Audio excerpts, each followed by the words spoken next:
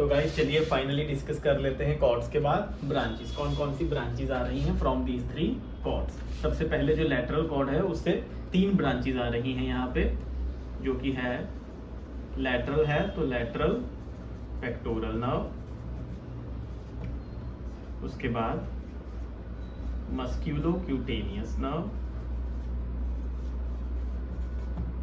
And lastly lateral root of median nerve।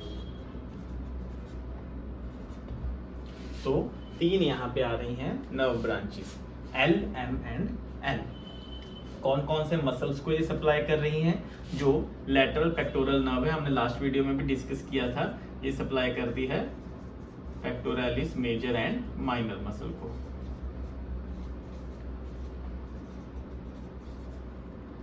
उसके बाद musculocutaneous nerve जो है वो सप्लाई कर रही है to the biceps brachii,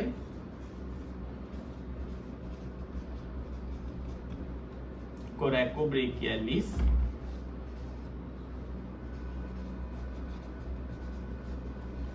and brachialis. तो जिन मसल्स के नाम में भी ब्रेकाई आ रहा है उनको ये सप्लाई कर रही है मस्कुलोक्यूटेनियस नर्व। और लास्टली जो हमारी मीडियन नर्व है वो हमारे जो front of the forum flexors जो हैं उनको सप्लाई करती है, और हमारा जो थंब की मूवमेंट से मतलब जो थिनार मसल्स हैं उनको सप्लाई करती है। तो ये करेगी फोरम फ्लेक्सर्स को and thenar muscles. Thenar muscles हमारे कौन से होते हैं? Which are abductor pollicis, opponens pollicis, flexor pollicis. तो ये हो गया हमारा 3 nerve branches of the lateral cord. इन तीनों का नर्व रूट्स जो है वो रहेगा C5, C6 एंड C7। तीनों का nerve root C5 to C7। Lateral cord से 3 नर्व्स आ रही हैं यहाँ पे। सबसे पहले lateral pectoral nerve, musculocutaneous nerve and lateral root of medial nerve. After that जो हमारा मीडियल कॉर्ड है उससे 4 नर्व ब्रांचेस यहाँ पे अराइज हो रही हैं। कौन कौन सी हैं ये? सबसे पहले तो यहाँ पे आई थी लैटरल पेक्टोरल, सिमिलरली यहाँ आएगी medial pectoral nerve. After that यहाँ आया था lateral root of median nerve, यहाँ पे आएगा medial root of median nerve. उसके बाद medial cutaneous nerve of arm and medial cutaneous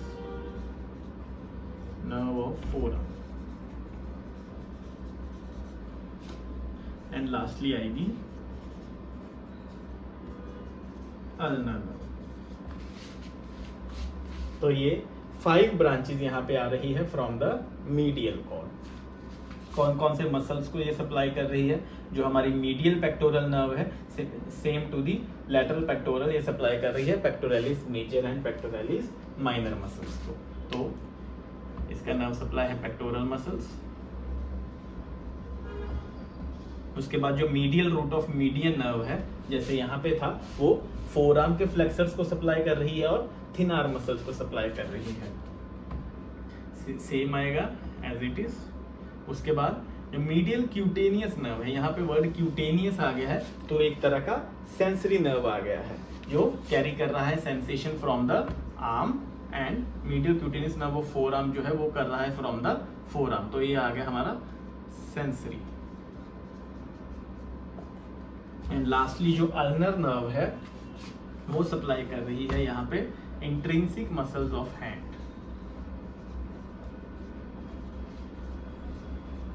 जो इंट्रोशिया मसल होते हैं हमारे, पाल्मर इंट्रोशिया, टॉर्सल इंट्रोशिया मसल, उनको सप्लाई कर रही है अल्नर नर्व। अगर हम नर्व रूट्स की बात करें यहाँ पे, तो जो मीडियल कॉर्ड है वो बन रहा है मेजरली यहाँ पे एंटीरियर डिवीजन ऑफ C8 और T1, तो जो अपर 4 है इनका नर्व रूट रहेगा C8 एंड T1, जबकि जो अल्नर नर्व है उसका रहेगा C7, C8 एंड T1। ये एक यूनिक यहाँ पे है नर्व रूट, तो इसमें C7 भी इंक्लूडेड है, जबकि बाकी जो अपर 4 है उनका नर्व रूट है C8, T1। आफ्टर दैट जो हमारा लास्टली पोस्टीरियर कॉर्ड बचा है उससे भी हमारी 5 ब्रांचेस अराइज हो रही हैं, जिसका एक निमोनिक हम याद रख सकते हैं अल्नर। कैसे है ये, हम इसको डिस्कस कर लेते हैं। सबसे पहले तो आ रहा है जो वो है अपर सबस्कैपुलर ना, अपर सबस्कैपुलर, और सेकंड है लोअर सबस्कैपुलर। तो ये दोनों सबसे पहले नर्व ब्रांचेस यहाँ से अराइज हो रही हैं फ्रॉम द पोस्टीरियर कॉर्ड। नाम से ही हमें पता चल रहा है ये कौन से मसल को सप्लाई करेगी, टू दी सबस्कैपुलरिस।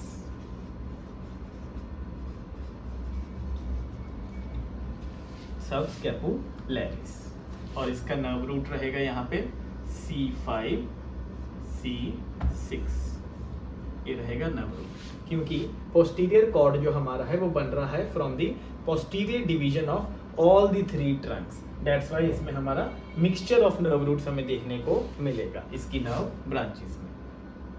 तो ये हो गई पहली दो जो सप्लाई कर रही है to the subscapularis muscle, which is the large multipennate muscle of the scapula. इसके बाद U और L हो गया, इसके बाद N से हमारी आएगी यहाँ पे nerve to latissimus dorsi, nerve to latissimus dorsi, और इसका दूसरा नाम है एक थोरैकोडोर्सल नर्व।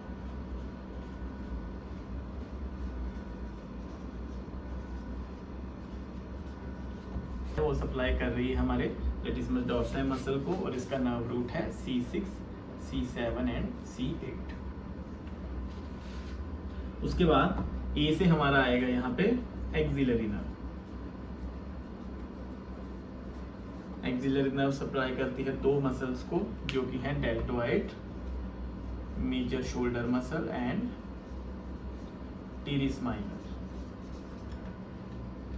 और इसका नर्व रूट रहेगा C5 and C6, similar to the subscapular nerves. और लास्टली R से हमारा है यहाँ पे रेडियल नर्व, जिसमें all the 5 nerve roots are present, C5 to C8 and T1, और ये सप्लाई कर रही है to the muscles of the back of the forearm,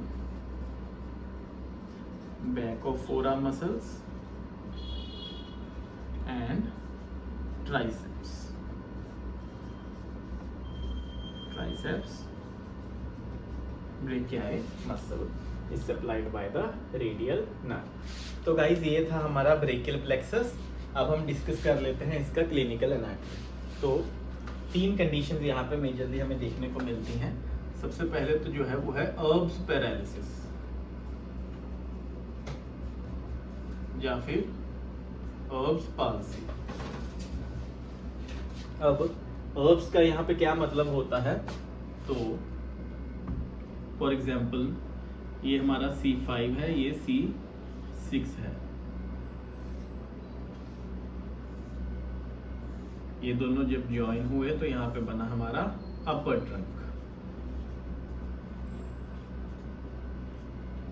जिसने आगे दिया एंटीरियर और पोस्टीरियर डिविजन्स। और यहाँ पे अपर ट्रंक से हमारा 2 नर्व्स निकली थी, हमने डिस्कस किया था। एक तो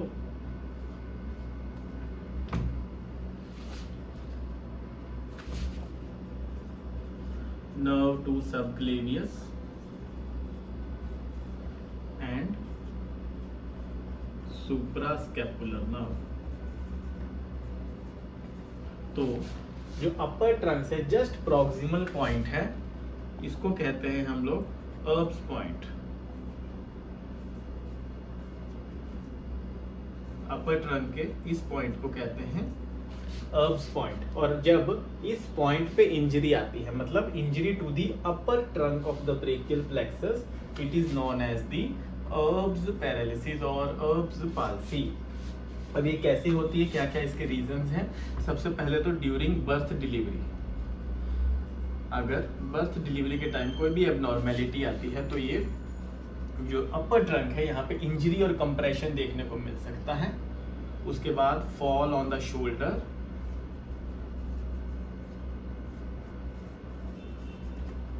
अगर बंदा शोल्डर के बल गिरता है तो उसके ये यहाँ इंजरी आने का चांस हो सकता है। ये हो गए इसके कॉजेस। अब क्या इसमें हमें देखने को मिलता है, क्या क्या चीजें अफेक्ट होती हैं वो डिस्कस कर लेते हैं।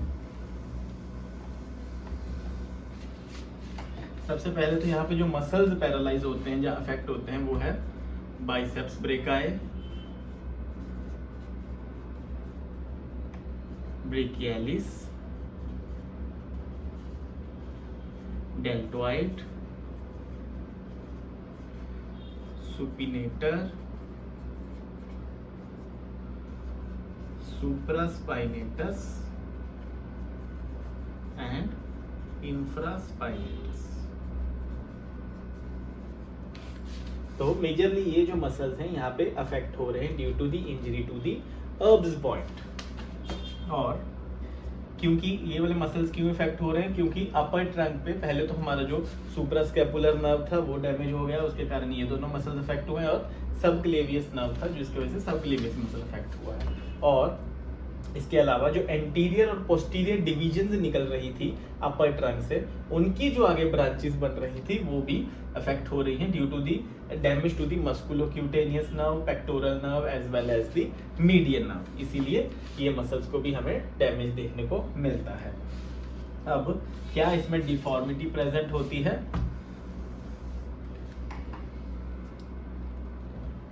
जब पेशेंट हमारे पास आएगा हमें क्या देखने को मिलेगा?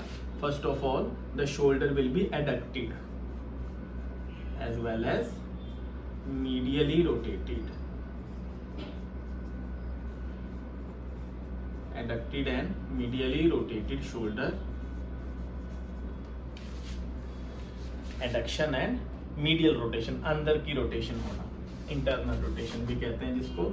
उसके बाद जो elbow है इसमें extended मिलेगा, means weakness in the flexors, elbow flexors, and forearm will be pronated.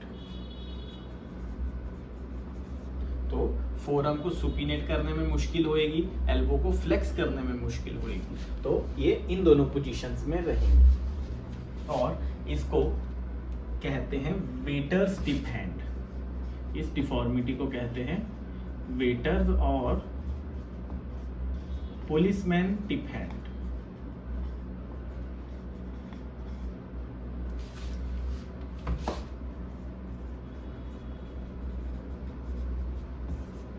इसके अलावा यहाँ पे जो डेल्टोइड का एरिया है, मतलब हमारा शोल्डर का कॉन्टूर है, वहां पे भी थोड़ा हमें सेंसेशन लॉस देखने को मिलता है पेशेंट में।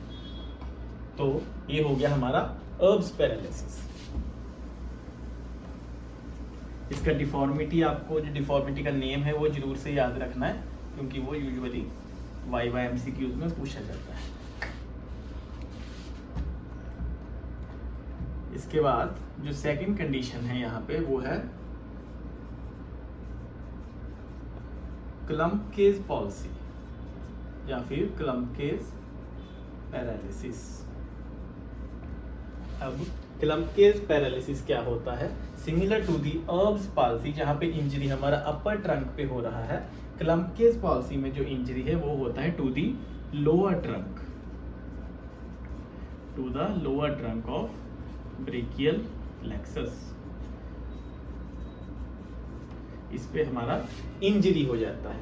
कैसे होएगा? Similar to the causes of the Erb's palsy due to any birth delivery defect और direct trauma on the shoulder.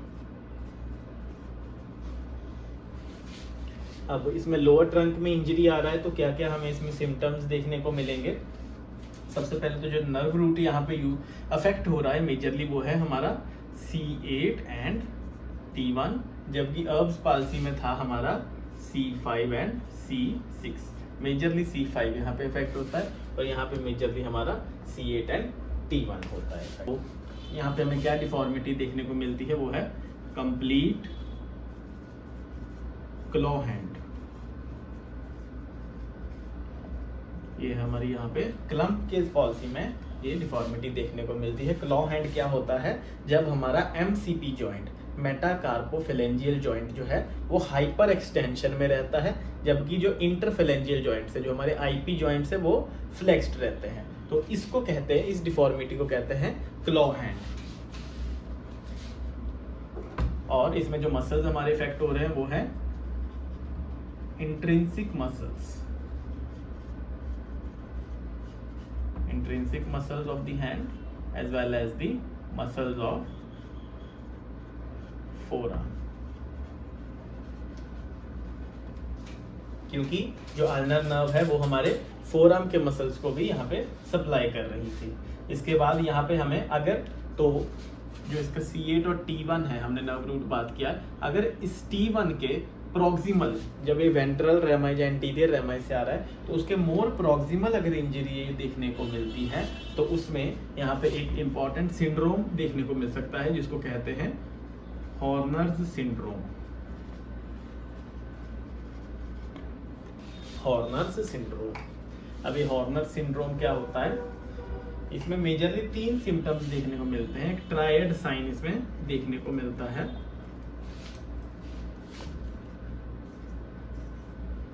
सबसे पहले तो मियोसिस, इस मतलब जब हमारा प्यूपिल जो है, आई का प्यूपिल है, वो कॉन्स्ट्रिक्ट कर जाता है, तो उसको कहते हैं मियोसिस विदाउट एनी लाइट। क्योंकि जब हम लाइट से इसको रिस्पॉन्ड देखते हैं तो प्यूपिल कॉन्स्ट्रिक्ट करता है, बट ये without any reflex, without any applying any light, meiotic stage में रहता है हमारा प्यूपिल, उसको कहते हैं मियोसिस। उसके बाद टॉसिस। टॉसिस हो गया हमारा ड्रूपिंग ऑफ द आईलिड, यहाँ पे P साइलेंट है, ये है ptosis, drooping of the eyelid.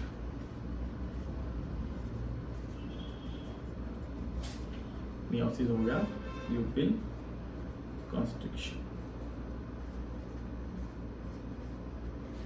और एक और सिम्टम इसमें देखने को मिलता है, वो है एनहाइड्रोसिस। एनहाइड्रोसिस होता है लॉस ऑफ स्वेटिंग, जो कि यूजुअली देखने को मिलता है over the one side of face. ये हो गया हमारा क्लम्प केस पैरालिसिस। इसमें क्या हो रहा है, हमारा क्लॉ हैंड डिफॉर्मिटी देखने को मिल रही है due to the paralysis of the intrinsic muscles of the hand as well as the muscles of the forearm. इसमें भी कौन से मसल्स हैं हमारे, जो फ्लेक्सर्स हैं रिस्ट के और फिंगर के, wrist and finger flexors are getting affected due to the injury to the lower trunk। Nerve roots आपने जरूर से याद रखनी है। अर्ब्स पाल्सी में हो रही है C5 and C6 and clump case में हो रही है C8 एंड T1। अब जो थर्ड कंडीशन है यहाँ पे वो है injury to the serratus anterior muscle. Serratus anterior का हमने इंजरी स्कैपुला के वीडियो में भी डिस्कस किया था। यहाँ पे हमने पढ़ा था विंगिंग ऑफ दी स्कैपुला देखने को मिलता है जब भी इंजरी टू सिरेटस एंटीरियर होता है, या फिर इसके नर्व का, जो कि है लॉन्ग थोरेसिक नर्व।